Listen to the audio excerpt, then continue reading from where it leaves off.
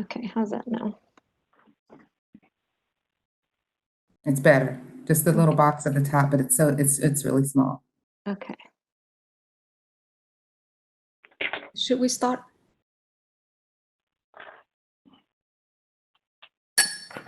I think so, yeah. Okay, it's 11:01. Hello, NCAS Scholar. My name is Uyen Tu. I am the NCAS Center representative for Ames Research Center and Armstrong Flight Research Center. I would like to introduce Dr. Parimal Kopardekar. The Ames community usually call him PK, the director of NASA Aeronautics Research Institute. He is also the principal investigator for the Unmanned Aircraft System Traffic Management, usually called UTM project. The invention of the Unmanned Aircraft System Traffic Management developed by PK's team at NASA Ames Research Center was recently awarded for the 2020 Government Invention of the Year. During his career at NASA, PK has received numerous awards. To name a few, he has received NASA Exceptional Technology Achievement Medal, NASA Outstanding Leadership Medal, NASA Ames Honors Award for Project Management, and NASA Ames Engineer of the Year. He has also published more than 40 articles with 2 Best Paper Awards. And today, for the first time, we have the honor to welcome PK to join NCAS and talk about the STEM career opportunities in aeronautics enterprise. Please help me welcome PK.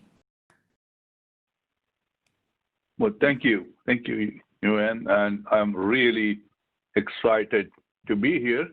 I hope everybody can hear me. Can someone give me thumbs up if you, okay, perfect. Thank you. I'm really excited to be part of this group, and I enjoy talking and discussing about opportunities in the aeronautics enterprise, and welcome any questions. I started my career just like you, started with an internship with a FAA contractor because I was motivated and interested in this topic of airspace operations. And that was 1993, long time ago, but I still cherished memories from that. So I'm very much looking forward to bringing that exposure to you and get you thinking about opportunities in aeronautics enterprise, and we would love to help you with anything we can to answer any questions. So next slide, please.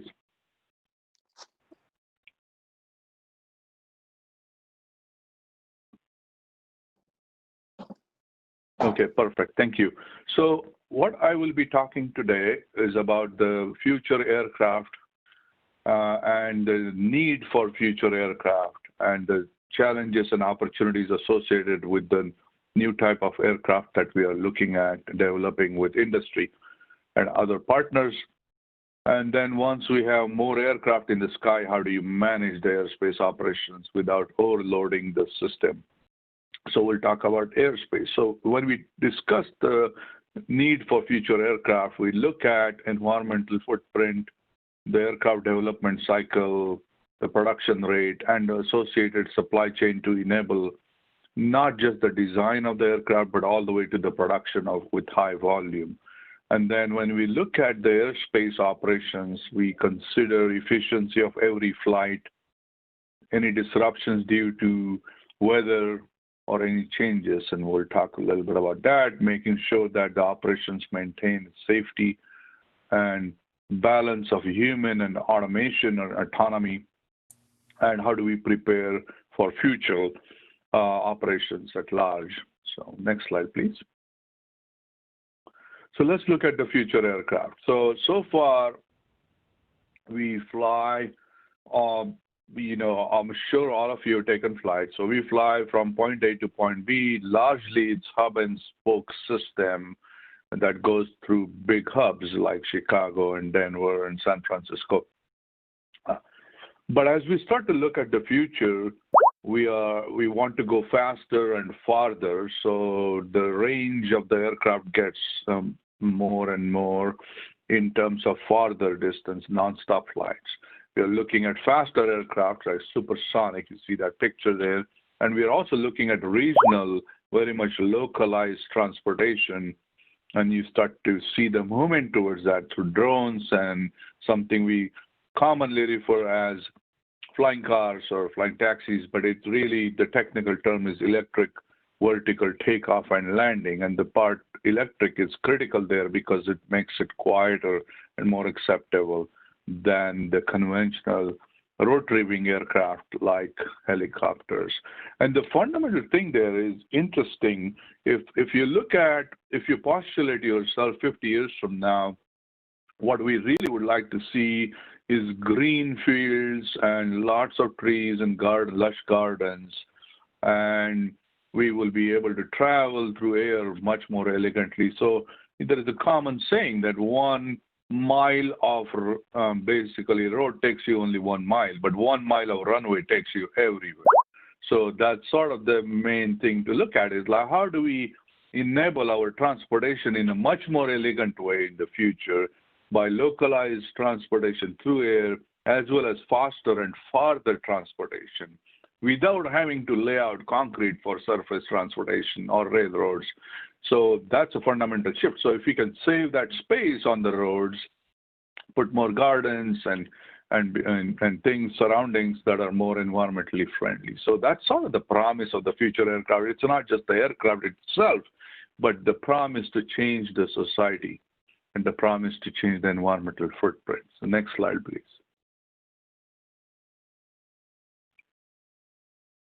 So more electrified aircraft that will reduce the emissions, will be quieter. So those are the things that we look for when we try to electrify the aircraft. Why do we do that? We want to be quieter and we want to reduce the emissions.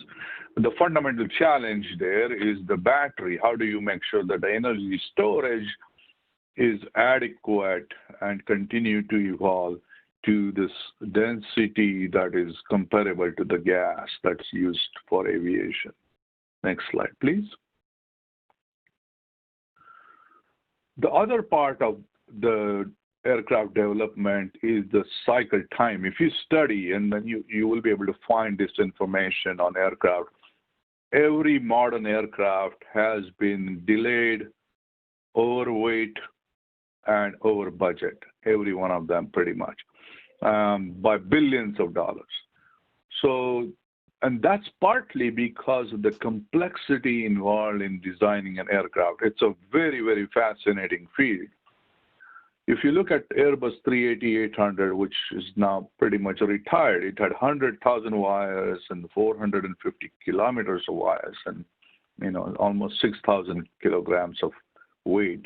And then 30% additional weight to hold those wires. And largely that happens because of the triple redundancy that's required to maintain the aviation grade safest possible means of transportation. So every critical system has triply redundant connectivity in terms of wiring. So yeah, it's possible, as you think further, it's possible that one of those or two of those three redundant systems, you could look at either Wi-Fi enabled or Bluetooth enabled or fiber optics. So now you start to look at what are the interesting ways I can reduce the weight. How can I design this in a way that will make things faster at the same time the maintainability will be much easier and the weight will be lower. Next slide, please.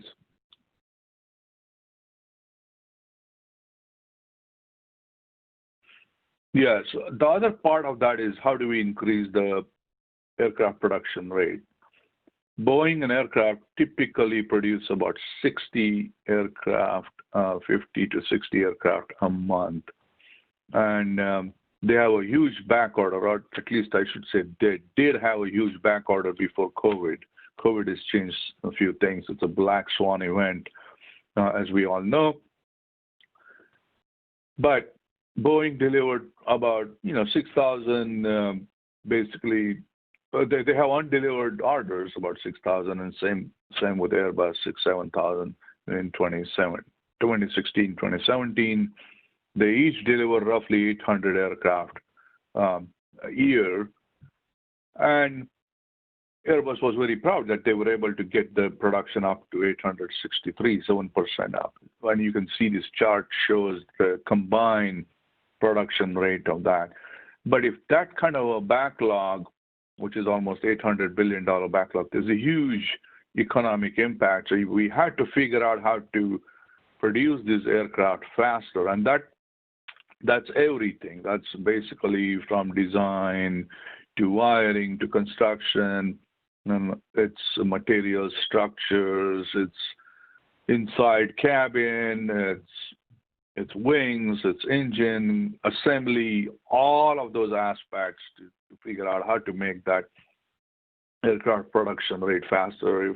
If you look online, there were multiple resources and YouTube videos that show how the complexities of aircraft assembly. It's very fascinating. So the challenge there is how do we make that basically production rate faster, because that has implications on how well we can.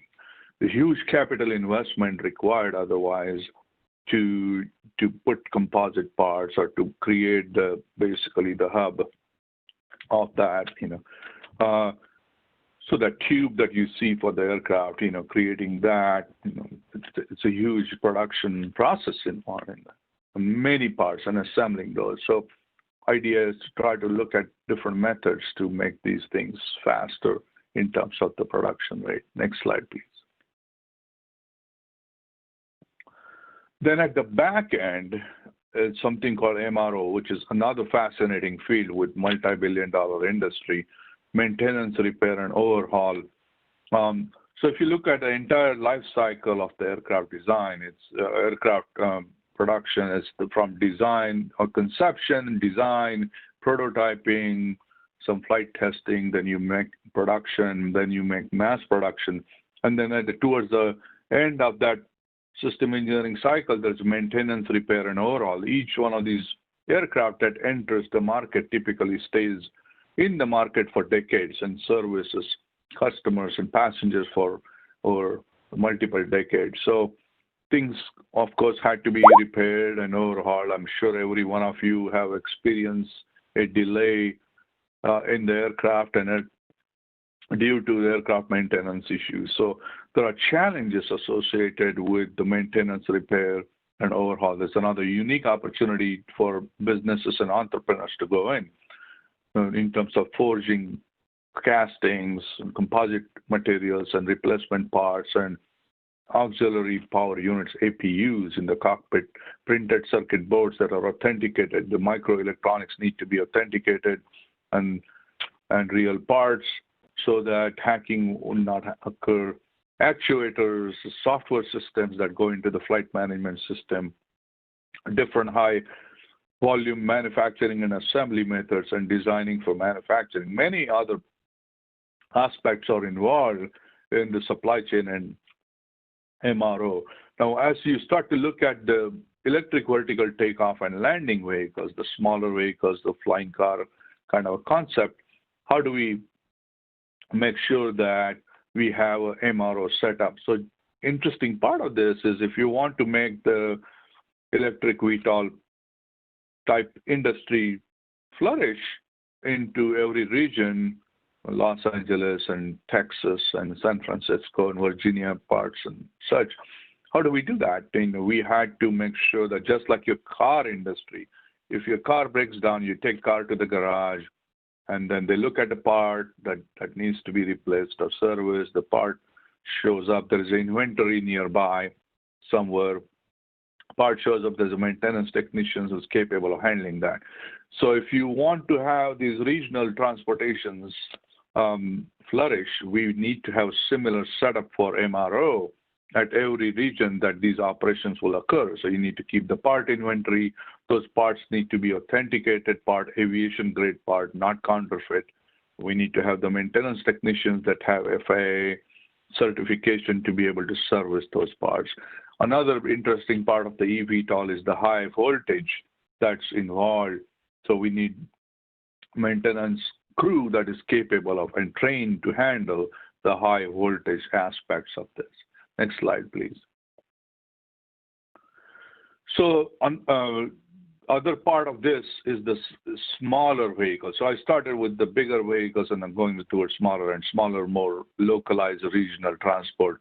Small SUAS, which is unmanned aircraft systems, that are commonly known as drones. How do we make sure that we have a supply chain for manufacturing and maintenance of these drones as well? So the drones require, of course, the blades and the control system, and depending on whether it's fixed wing or hybrid or quadcopter type, it needs different components. But the core of that, many components are similar, and we would want to have a supply chain ready to get to the scalability that's required to make sure that the drone industry continues to support many applications. These applications include highway traffic monitoring, precision agriculture, search and rescue, of course, drone deliveries. That is a famous application, very widely talked about. But there are many, many other applications that depend on a very strong small drone industry. And that drone industry can support us with dull, dirty, dangerous jobs where humans can take risky steps these days, when you have to do tall bridges inspection or the climb on a cell phone tower or electric tower, those kind of things. We can actually dispose the small UAS much more rapidly to do that. Next slide, please. So what's being done, what's happening on the sustainable supplier manufacturer and MRO network is we really have identified a need to address the production certification, and it's basically need to support the viable product and life cycle chain of these vehicles. And they need to be aviation grade parts. So the aviation grade parts are much expensive, and that's when the counterfeiting tendencies occur, because the aviation grade parts are so expensive because of the loading involved and the temperature and the conditions in which they operate are much different. So we are also enticing, as you look, you can probably imagine now that we have different types of aircraft growing beyond just what Boeing and Airbus produces. So that would require a significantly larger ecosystem of supply chain and maintenance. So many companies we are trying to entice, and here's an opportunity for you all to think about it, to enter into some kind of business to support this growing industry in terms of being a supplier or a manufacturer or a repair or maintaining. So many car industries are also thinking about it in terms of how they can position themselves. It's a different ball game, though, for the aerospace parts. You can imagine the aerospace structures had to withstand different pressures and temperature conditions and such. At the same time, the weight has to be significantly lower than what we see in the car. So it's a very interesting prospect, an interesting opportunity if you're interested. Study more about that, and lots of opportunities for businesses as well as employment, as well as interesting work to contribute to the future of aviation. Next slide, please.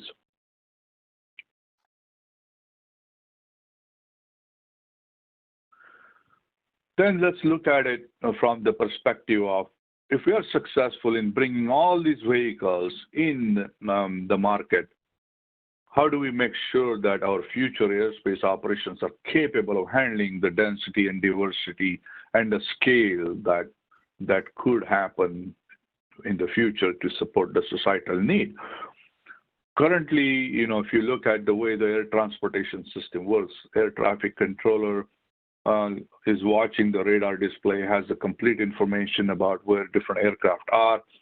So pilot has to request a clearance from air traffic controller for every step of the way, changing heading, changing speed, changing altitude. The reason for that is only air traffic controller has the complete information through radar and integration of that information.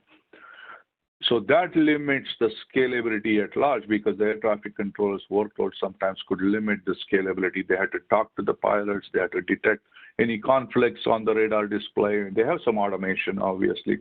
And then, but by and large, they are responsible for making sure that aircraft don't run into each other and stay away from each other, and they're efficient and go where they need to go. So that's a very involved process and much workload intensive, cognitive workload by and large. And how do we, in order to get this new type of aircraft we talked about, we need to have a system that will not overload the air traffic controller, because that's one of the fundamental bottlenecks could be if we don't change that. Next slide, please. The other part of that is, and we'll talk a little bit more about the workload aspects as we go along, but other part of this is that making sure that the current airspace operations remain efficient. Use the data analytics to identify where the delays are. If you look at, it's an interesting statistics, if you look at 1960s traffic and today's traffic, which is increased, and I'll give you statistics. Today's traffic, well, not counting COVID situation, but pre-COVID, there were about 5,000 to 7,000 aircraft at peak any time, and 50 to 70,000 operations in a day. So these operations, one operation is arrival or departure, so takeoff or landing. So that's how many operations occur. And in 50s and 60s, they were much lower than that. So the time it took to go from New York to LA was a little bit lower than today, even though the aircraft are better and a little bit faster, more efficient. But because of the congestion and the traffic density and the synchronization of traffic that needs to occur to land at the airport, there is buffers added into the trajectories or the flight plans or arrival departure times, and that has reduced the efficiency of entire system because everybody's got a little bit of buffer. It also means that you have to pay people extra based on the time that they postulate. So how do we actually study all of that and reduce the buffer, reduce the delay from making sure that aircraft and their flight plans are come together in a synchronous fashion at larger airports, smaller airports, takeoff and landing. If you look at pretty much all airlines publish their statistics on arrival and departure delays, and you can see, where the delays occur in that. Next slide, please. So it's a fascinating field to study using the data and data analytics to how can we improve efficiency. Another aspect of basically airspace operations, air traffic management is about 25% aircraft get delayed. I'm sure you have been delayed for one reason or another, but 70% of those aircraft that are delayed due to weather. Weather is one of the significant contributors to the delay, and we need to have a better automation to reduce the delays and the impact that it causes. I've been part of the, I think there is some machine going on in the background. So I have been part of the almost every delay that has occurred in the system. Volcanic ash, I was stuck in Amsterdam for a while, and typhoons and so on and so forth. In fact, on 9/11, I was also en route.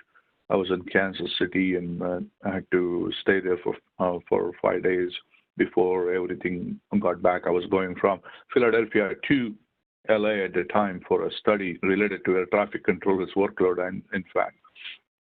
But the fundamental thing about the weather is making sure that we recognize how we can handle the delays, understanding the weather phenomena and figuring out how we can predict the weather, and then use that information to basically do better planning of delays. So I'll give you an example.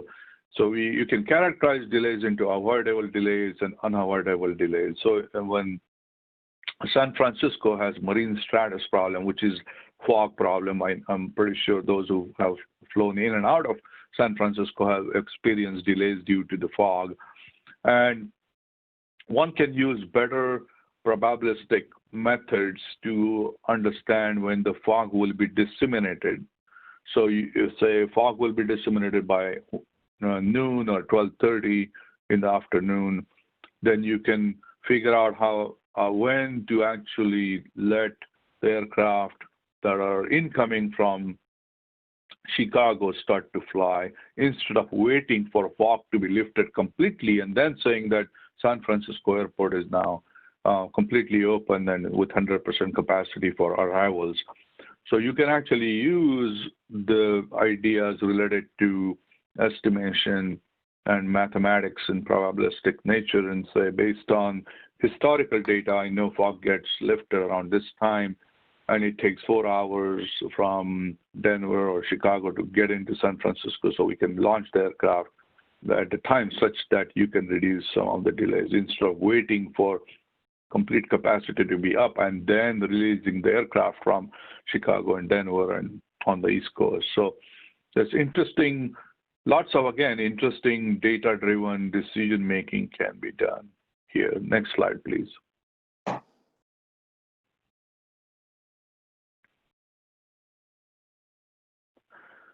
Let's look at the safety. Safety of air travel is critical. Without that, we can't really make sure that the people will travel and the economics will work. So we have something called Aviation Safety Recording System, ASRS, where everybody basically shares information or allowed to share information if there are any incidences.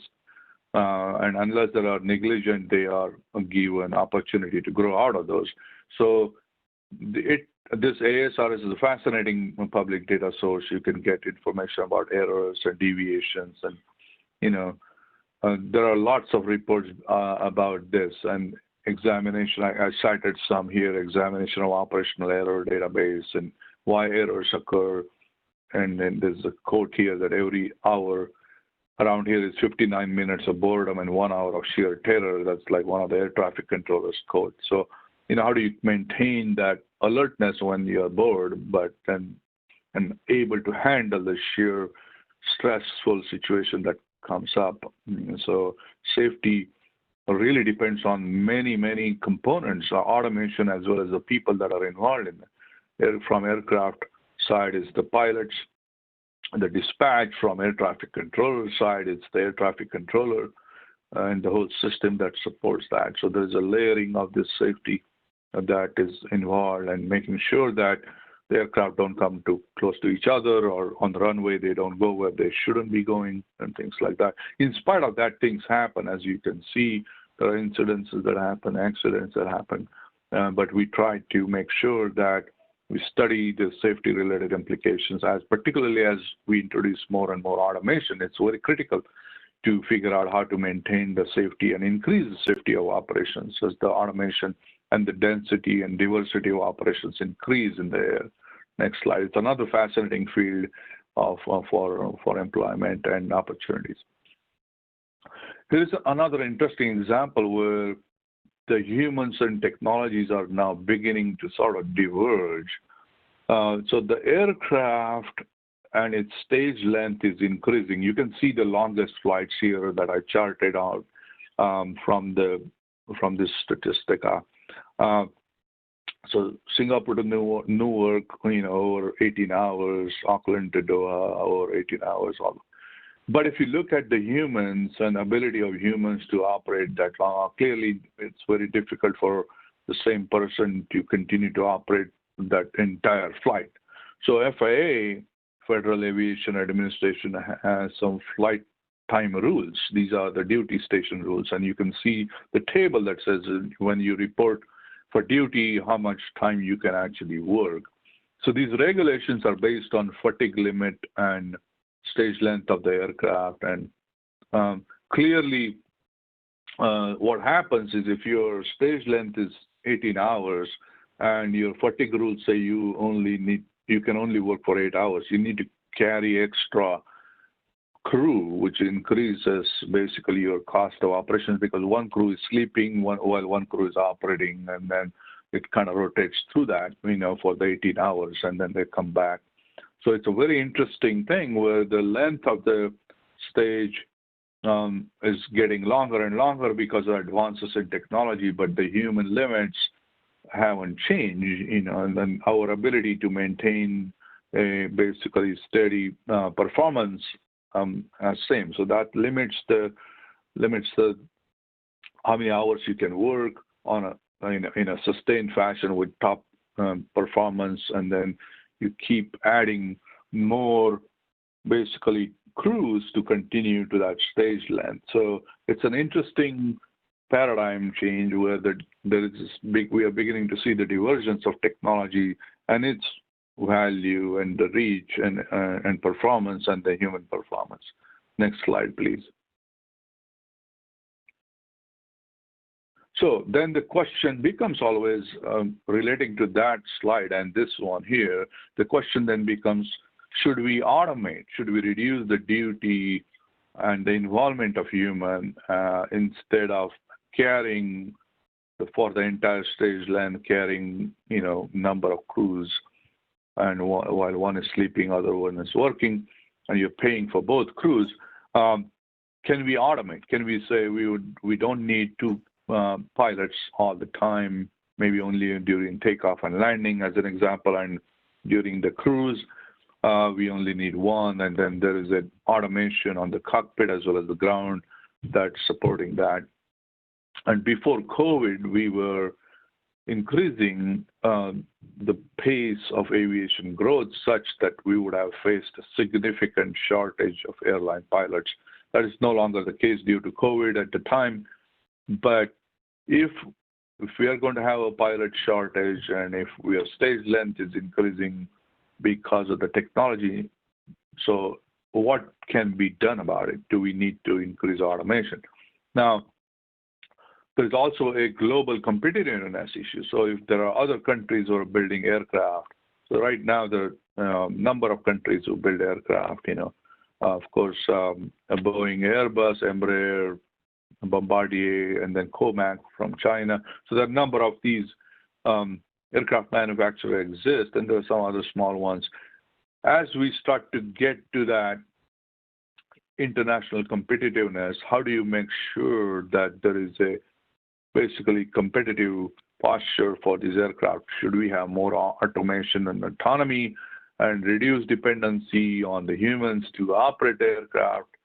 Or should we have humans? Because the cost of humans in different countries or parts of a globe are different. So is this the right time to start to think about autonomy? Do we have enough technology?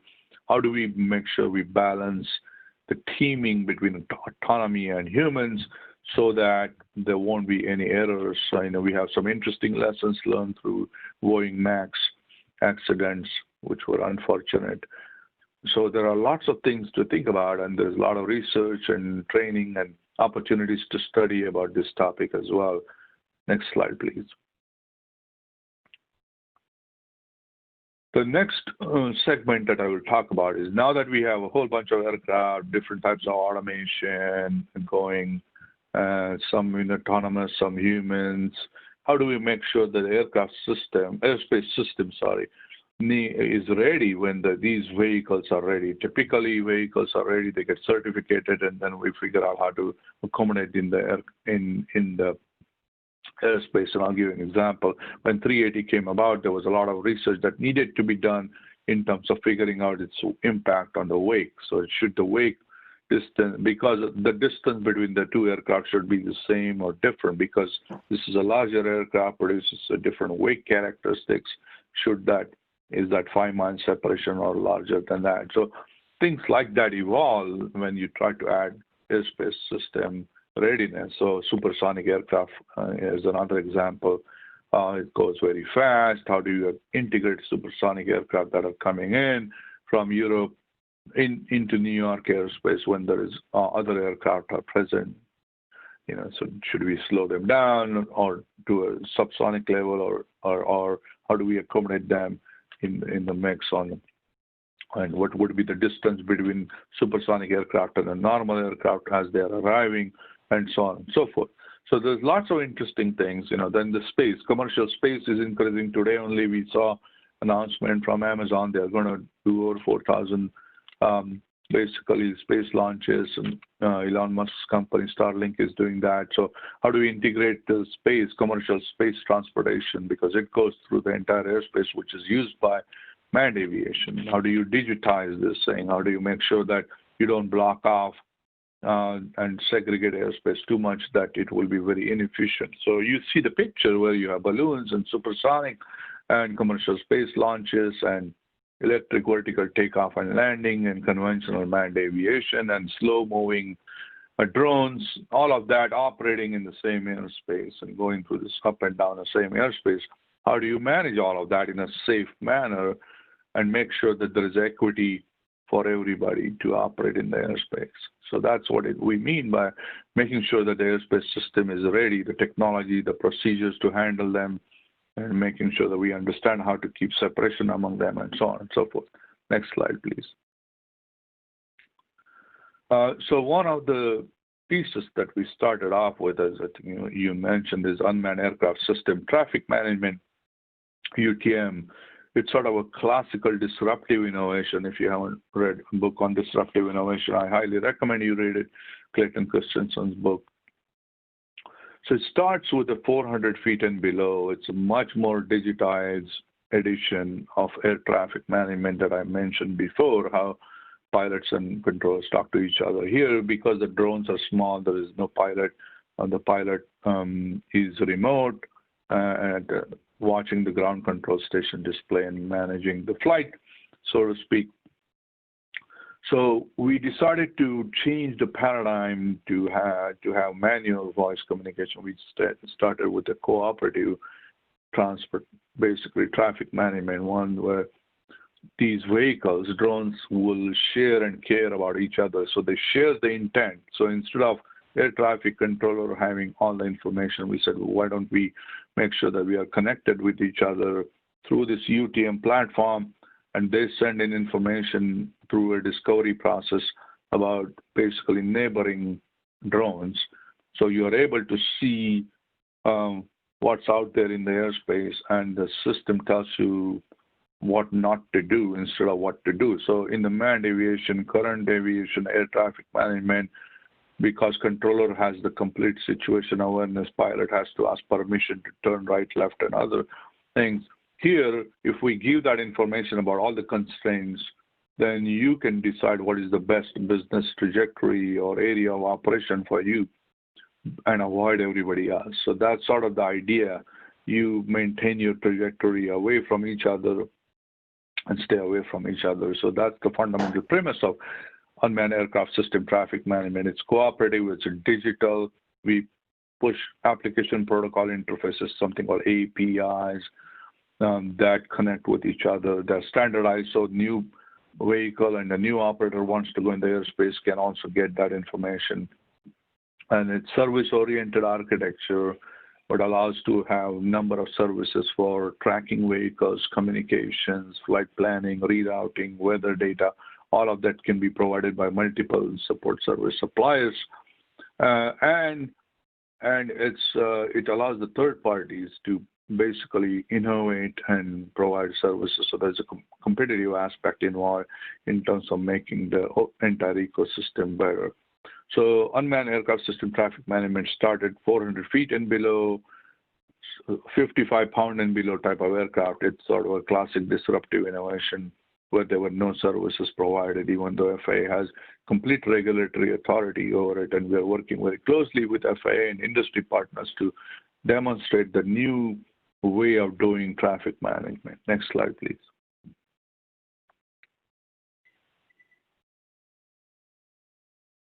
So UTM, as I mentioned, primarily it is scaling these operations, and the reason for that is we are expecting millions of drones in the skies in a few years. And if that prediction is true, that compares with only 50,000 operations, 5,000 to 7,000 at peak at a time, which is significantly different. And as I mentioned, controllers' workload is something we cannot overload. So we needed to look at it in a different fashion, and that's why this whole idea of service-oriented architecture, cooperative nature, sharing and caring, intent with each other through digitized means and third-party services, and using the paradigm towards management by exception. So FAA systems and others could tell what not to do or which airspace not to go or use, instead of telling every step of the way, getting clearance for every change.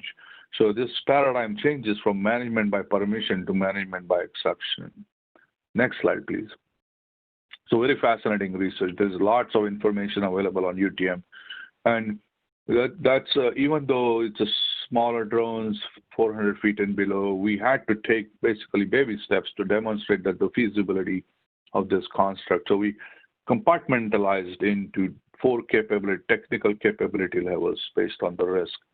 So the first capability level, TCL, just demonstrated the cloud-based service-oriented architecture. Second one is connecting and sharing information with each other, as well as the third-party federated service as for beyond visual line of sight. And the key there is to go beyond visual line of sight. So you can, right now, current rules allow you to operate drones within line of sight, away from airports, 5 miles and such. But many businesses want to go beyond visual line of sight in automated fashion. That's what UTM is useful, because you are beyond visual line of sight, someone else is beyond visual line of sight. How do they know each other's presence? How do they stay away from each other? How do manned aviation know presence of drones? So UTM is a characterization of that in a digital manner that shares information about each other's intent, position, and such. The third capability level, we showed how we can have manned aviation and drones work and coexist, and avoiding each other and communicating about the intent and exchanging information about each other's intent, as well as looking at off-nominal conditions. It's very critical in aviation to study off-nominal conditions, such as failure of communication, or failure or rotors and things like that. What would we do? How do we maintain overall safety? So these contingencies are very critical. I'm sure every one of you have experienced some kind of contingencies as you drive your car. These contingencies are to be expected, and we need to have procedures in place for these drones to maintain the overall safety of these operations. Cars can stop, drones can't in the air. They can hover based on what type of drone they have, but we really need to sort those out, these contingencies. So we study those.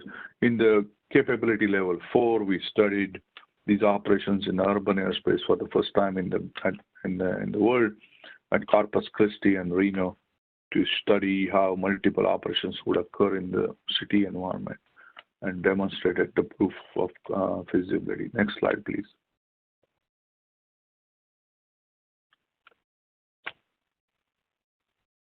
So here is the architecture for UTM. For those who are into information systems, softwares, engineering, they would like this architectural perspective. You can see the vertical dotted line separates the FIA system, which is the government part, flight information management, and the industry part is on the right side, supplemental data service provider. So there are a lot of business opportunities here in terms of ability to provide weather data and surveillance data and so on and so forth. And then there is a U.S. service supplier, USS. FAA has adopted this concept, and it allows you to coordinate with each other. And then there is operators themselves with the drones who send in information about their intent. And the U.S. service suppliers interact with each other, as well as the FAA systems, for any constraints and deviations and any decisions and that occur. Next slide, please.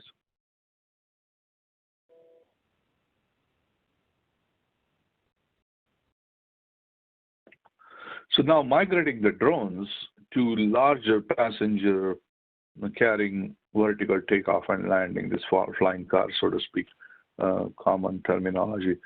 How do we make sure that the system is capable of handling drones and these passenger carrying vertical takeoff landing vehicles in the same airspace without, again, overloading the current air traffic control system? So the UTM characterization that we built is now scaling these operations and enabling the future as well. So we are expanding the construct of UTM to these operations. Next slide, please.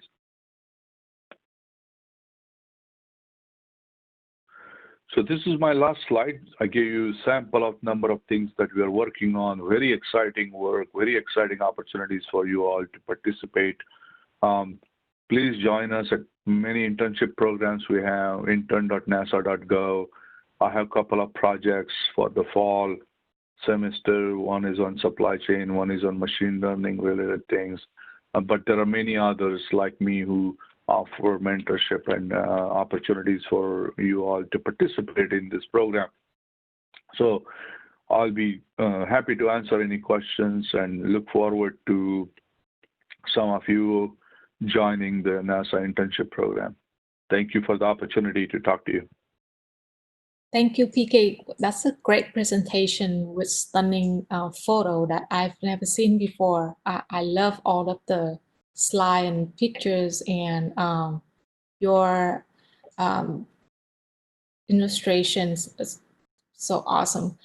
We have received several questions in the chat, and I will go in the order of time that we receive. And if we run out of time for questions, I will make sure all of them are sent to you and get the response to the students. So the first question is that, what was your moonshot as a student?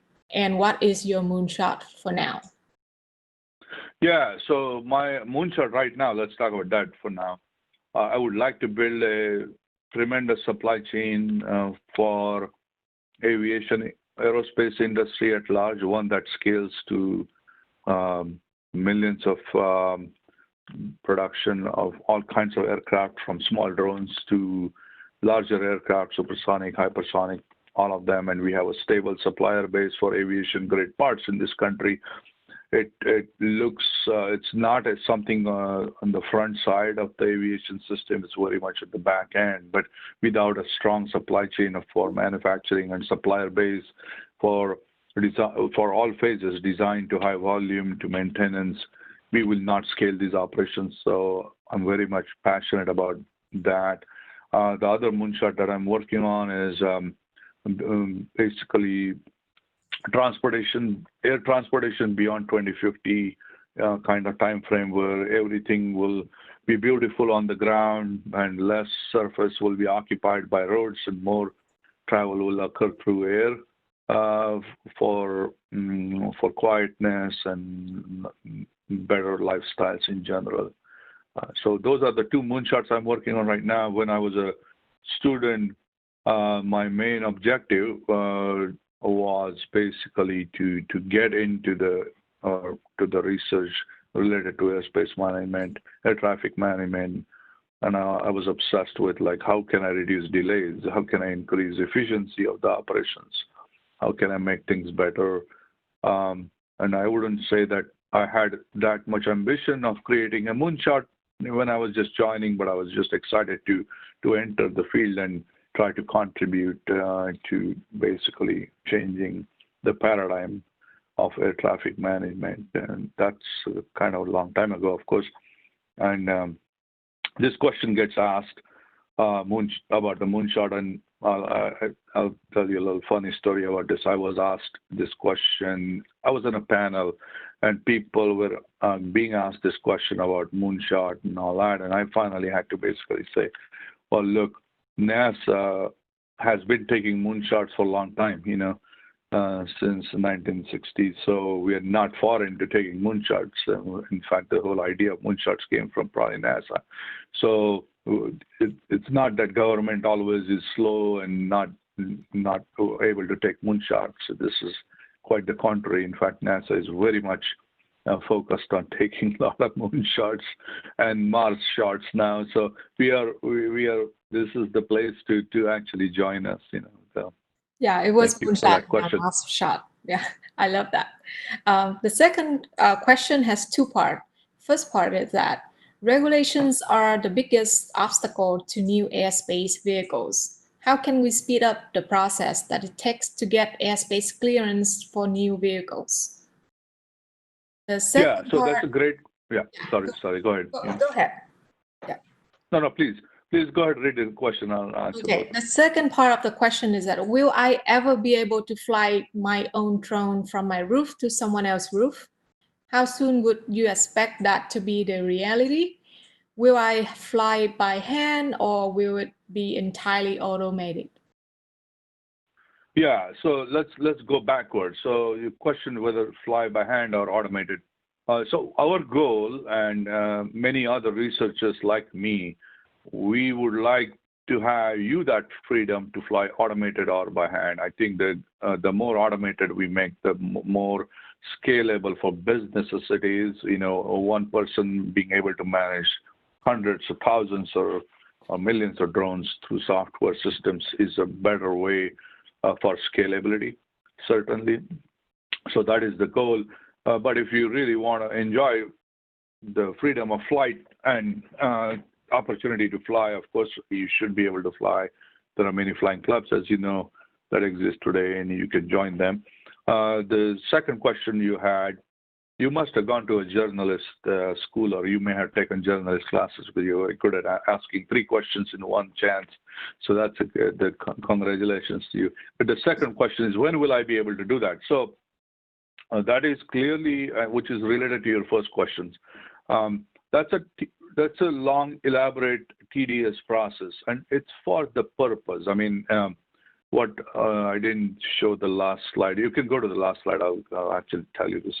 Okay, so what this says here is embracing innovation in aviation while respecting its safety tradition. So the burden of proof of ensuring the safety is on all of us, not just on FAA, but the businesses who want to have this access to airspace, the research houses like NASA and others. How do we make sure that it's safe? There's a rule-making process that occurs. So we give the data about the safety of all the contingency conditions. As I mentioned, off-nominal conditions is where we need to pay attention to what happens when communications break down, what happens when some malfunction happens. Can we guarantee the safety of operations because there are other users in the airspace? So as we can demonstrate that, then those things will get lifted. The first question is regulations are slow. So I like to think it in a little bit different way. Regulations and rules are there for a purpose, particularly in aviation, which is what I am most fond of. They're there for a purpose. Their purpose is to make sure that we don't increase undue risk for the current users and the new users themselves and the assets on the ground. So as we can demonstrate that these will happen without increasing the risk, then we get to the regulations. The process of regulations is, so I'll give you an example of UTM. UTM went through, as it has services, FAA actually started to embrace the UTM to their great credit and start to deploy the ideas of UTM that we collaboratively develop with everybody in pieces. So they already implemented something called low altitude authorization notification capability, LAANC, LAANC. So that is first step towards UTM. Then they are looking at remote ID. How do you make sure that we guarantee that we know the drone that's in the sky, who owns that drone, and that's not a nefarious drone. That's for the legitimate purpose of business or commercial or personal. All those things need to be sorted out, right? Because you do not, on one hand, you want this innovation to occur in aviation, as I mentioned here in the last slide, and we want to embrace that. At the same time, we had to respect the safety and tradition. So as long as we can quickly balance those, the rules will permit us to do that. So FAA has a long, basically, roadmap of rules. So first is making sure that we have remote ID rule so that people can point to that and say, hey, here is the identification pathway. Here's how people will know whose drone that is, and it's a legitimate drone, and so on and so forth. Then there is a flying over people. So once we know who they are and the drones are safe and we have the ability to keep them apart from each other, you can let them fly. And a few other things, you can let them fly over people. And then you let them fly over beyond visual line of sight. And the key there is how do you make sure that you know where they are and they they are where they said they are, and everybody else can stay away from that. So these regulations are coming in steps. There's a lineage of regulations that is planned through something called NPRM, Notice of Proposed Rulemaking. And if you follow those, you are able to give comments to the FAA, and you're able to basically articulate your views on certain rules. But FAA is working very hard. I mean, yeah, I too am impatient, like most people who want to see this thing move faster, but it's got to move at the pace of guaranteed safety. We can't move faster. That will destroy or reduce the level of safety that we all enjoy and deserve and want to see in the skies. Thank Hopefully you. that answers your question, how the balance works between the innovation and safety. Yeah. I think we have time for one more question, and I'm going to combine it with another question. Do you see in the aviation industry any opportunity related to chemistry or environmental science? Because it sounds like it has some opportunity related to aviation. Yeah, absolutely. Yeah. So the modern aircraft gets built, the materials is a really big part of future. As I mentioned, if you compare the car material and the aircraft material is significantly lighter. So there's a significant amount of chemistry in the materials that goes on, and developing very strong but very light material that is repeatable, so composites, carbon fiber, all of that. There's a tremendous amount of interest and desire and need.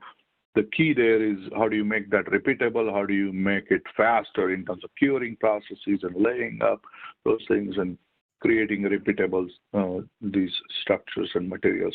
So there's huge opportunity for that, and also for engine design and things like that reduces the environmental footprint. So there is, I would say, for aircraft, probably all types of disciplines are kind of needed to make that happen. It's a very complicated process, and the whole setup of supply chain is very interesting. And the system engineering perspective, from design, prototyping, testing, producing in small batches and producing in mass is a very, very interesting thing, and that has opportunities for every profession. Thank you. We are at the 2-minute mark, and there are a few more questions that I'm gonna copy and then send it your way, and I'll make sure we get it to the NCAS scholars. Again, thank you, PK, so much for being here with us and sharing your knowledge.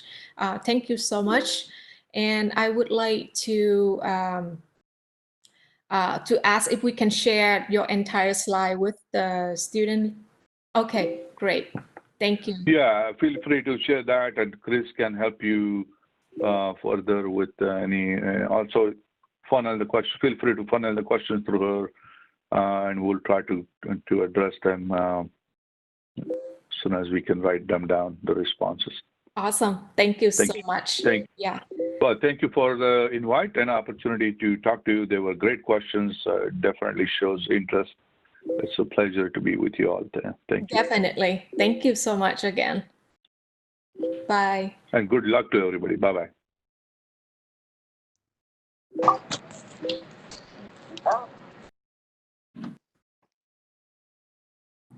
Thank you all of you for participating today, and don't forget your screenshot.